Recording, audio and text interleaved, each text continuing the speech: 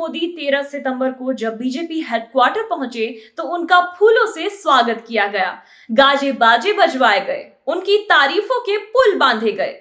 पूरा जश्न का माहौल था। लेकिन ये जश्न किस बात का था? आखिर नरेंद्र मोदी और बीजेपी किस बात का जश्न मना रहे थे? आपको पता होना चाहिए कि नरेंद्र मोदी केंद्रीय चुनाव समिति की बैठक में हिस्सा लेने पहुंचे थे और ये बैठक G20 शिखर सम्मेलन खत्म होने के बाद आयोजित की गई थी। आप देख रहे हैं एन एक्सप्लेनर, मैं हूं शिखा यादव। बीजेपी जब नरेंद्र मोदी पर फूल बरसा रही थी तो जम्मू कश्मीर में एक कर्नल, एक मेजर और एक डीएसपी उसी दिन शहीद हो गए थे।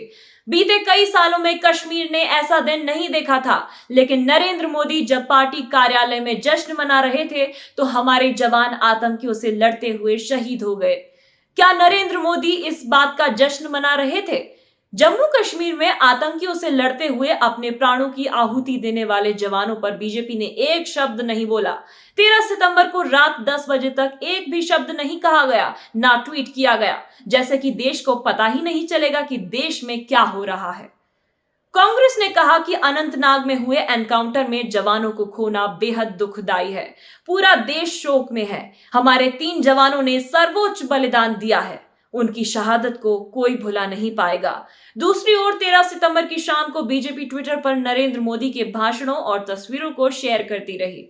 उन्हें माला पहनाए जाने को सेलिब्रेट किया जाता रहा। बाद में बीजेपी की बैठक में एक प्रस्ताव पास कर नरेंद्र मोदी को G20 के सफल आयोजन के लिए बधाइयां दी गई। लेकिन सवाल यह है कि क्या नरेंद्र मोदी ने G20 का यह आयोजन अपनी जेब से कराया था?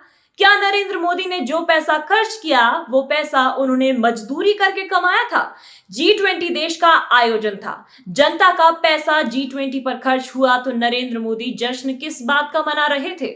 जब देश के जवान शहीद हो रहे थे तो नरेंद्र मोदी जश्न कैसे मना सकते हैं? लेकिन खुद के राष्ट्रवादी होने का दंभ भरने वाले नरेंद्र मोदी को अब देश के जवानों की चिंता नहीं है।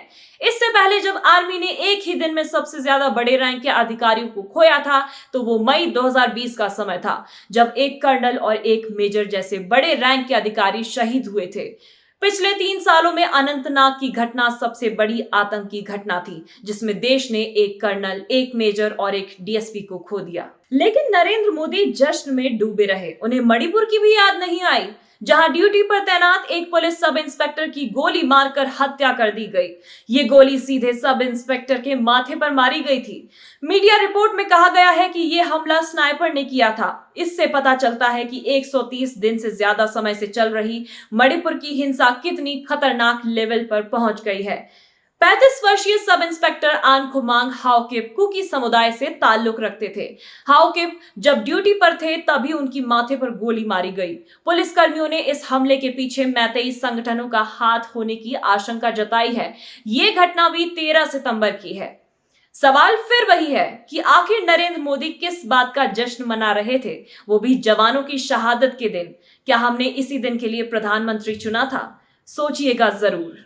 समाज और सियासत के मुद्दों पर धारदार विश्लेषण के लिए हमारे चैनल को सब्सक्राइब करें, वीडियो को शेयर करें और अपनी प्रतिक्रियाओं से हमें अवगत करवाएं। आप सबका शुक्रिया। नमस्कार।